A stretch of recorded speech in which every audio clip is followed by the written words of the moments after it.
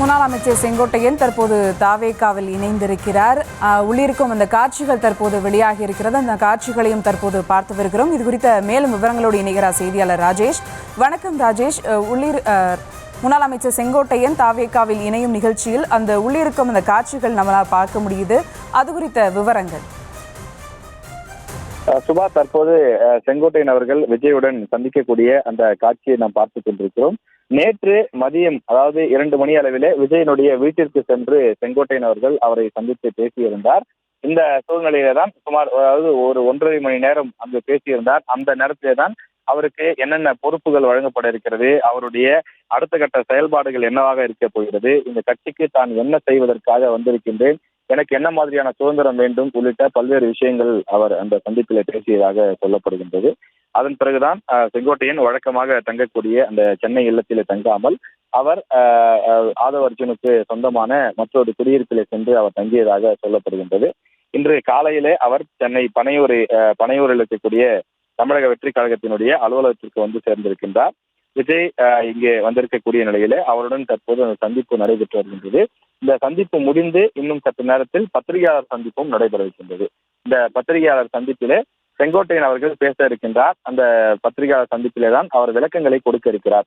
எதற்காக அதிமுகவிலிருந்து வெளியேறக்கூடிய முடிவை எடுத்தேன், ஏன் எம்எல்ஏ பதவியை நான் ராஜினாமா செய்தேன், எதற்காக தமிழக வெற்றி கழகத்தை தேர்வு செய்தேன் உள்ளிட்ட பல கேள்விகளுக்கும் அவர் பதிலளிக்க இருக்கின்றார். அதே போல இதுல அவருக்கு வழங்கப்பட்டிருக்கக்கூடிய அந்த பொறுப்புகள் குறித்தும், வரக்கூடிய சட்டமன்ற தேர்தலில் தான் எவ்வாறு செயல்பட போகின்றேன், தன்னுடைய அனுபவத்தை இந்த கட்சிக்கு எப்படி பயன்படுத்த போகிறேன் என்பது குறித்தும் அவர் பேச இருக்கிறார் என்று சொல்லியிருக்கின்றார்கள்.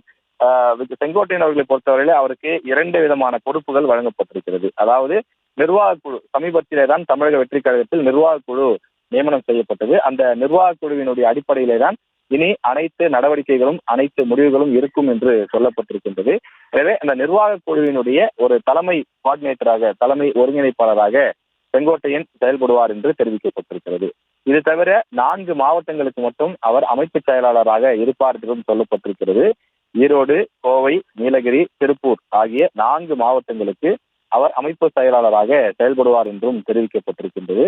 எனவே ஏற்கனவே இருக்கக்கூடிய பொதுச் செயலாளர் புஷி ஆனந்துடன் இணைந்து செங்கோட்டையன் அவர்கள் செயல்படுவார் என்றும் தெரிவிக்கப்பட்டிருக்கின்றது. எனவே இந்த சந்திப்பு ஒரு முக்கியமான சந்திப்பாக அரசியல் களத்தில் பார்க்கப்படுகின்றது. 2-3 தினங்களுக்கு முன்பு வரை செங்கோட்டையன் தமிழக வெற்றி கழகத்தில் இணைவார் என்று யாரும் நினைத்து பார்த்திருக்க முடியாது.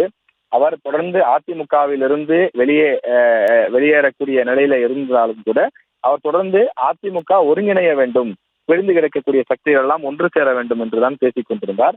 எனவே அப்படிப்பட்ட சூழ்நிலையில அவர் தொடர்ந்து அதற்கான வாய்ப்புகள் தான் இருக்கும் என்று சொல்லப்பட்ட நிலையில தொடர்ந்து இந்த விஷயம் என்பது தற்போது வெளிவந்திருக்கின்றது. இந்த விஷயத்தை பொறுத்தவரையில செங்கோட்டையனுடைய இந்த முடிவு என்பது அவரது ஆதரவாளர்களுக்கு மகிழ்ச்சியை கொடுத்திருக்கிறது என்றுதான் சொல்ல வேண்டும். காரணம், அவர்களது ஆதரவாளர்கள் சொல்லக்கூடிய விஷயம் என்னவென்றால், எங்களுக்கு அரசியல் எதிர்காலமே இனி இல்லை என்று நினைத்துக் கொண்டிருந்தோம். ஆனால் ஒரு புதிய கட்சியிலே விஜய்க்கு நிறைய செல்வாக்கு இருக்கிறது. எனவே செங்கோட்டையனர்களுடைய அனுபவமும் சேரும் போது அந்த கட்சிக்கு ஒரு நல்ல எதிர்காலம் இருக்கிறது, அண்ணனுடன் பயணிக்கக்கூடிய எங்களுக்கும் நல்ல எதிர்காலம் இருக்கிறது என்று செங்கோட்டையனுடைய ஆதரவாளர்கள் தெரிவிக்கின்றார்கள். எனவே இந்த சூழ்நிலையை பொறுத்தவரையிலே தொடர்ந்து இதற்கான விஷயங்கள் சென்று கொண்டுதான் இருக்கின்றது. தொடர்ந்து செங்கோட்டையன் அவர்கள் தொடர்ந்து செயல்பட்டு வரக்கூடிய சூழ்நிலையிலே இந்த விஷயத்தை பொறுத்தவரையில் தொடர்ந்து செங்கோட்டையனுடைய இந்த பொறுப்புகள் என்னென்ன மாதிரியான விஷயங்கள் செயல்பட போகிறார் என்பதை நாம் பொறுத்திருந்துதான் பார்க்க வேண்டும். செங்கோட்டையனுக்கு கொடுத்திருக்கக்கூடிய இந்த பொறுப்புகளை பொறுத்தவரையில அவர் இந்த குறிப்பிட்ட கொங்கு மண்டலம், அதாவது ஈரோடு, அங்க அருகில் இருக்கக்கூடிய நீலகிரி உள்ளிட்ட பகுதிகளிலே அவர் எவ்வாறு செயல்பட போகின்றார், அங்க இருக்கக்கூடிய நிர்வாகிகளை எப்படி ஒருங்கிணைக்கப் போகிறார் என்பதை அடுத்தடுத்த நாட்களில் நாம் பார்க்க முடியும். குறிப்பாக ஈரோடு, கோவை, நீலகிரி, திருப்பூர் ஆகிய 4 மாவட்டங்களுக்கு அவர் அமைப்பு செயலாளராக செயல்படுவார் என்று தெரிவிக்கப்பட்டிருக்கிறது.